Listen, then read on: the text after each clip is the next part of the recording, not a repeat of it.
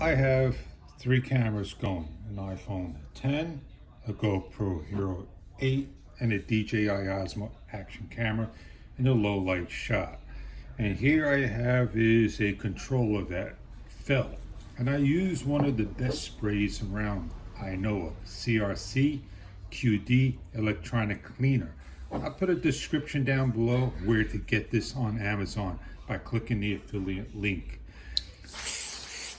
I clean it just like that. It takes about a minute to dry. Now I'm going to try to figure out how to put this back together. It looks all clean. I am going to spray the end of the rubber as well.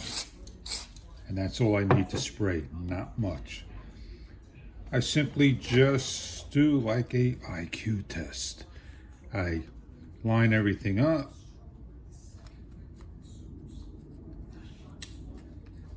It looks good. Now, rather tilting over the rubber, this part here may come off out of the cradle, and I want to simply click it back together again. It's all clicked. A simple drop has basically taken everything apart. Now, I didn't do the terminals.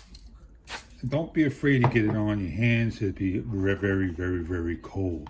It's not good to get it on your hands.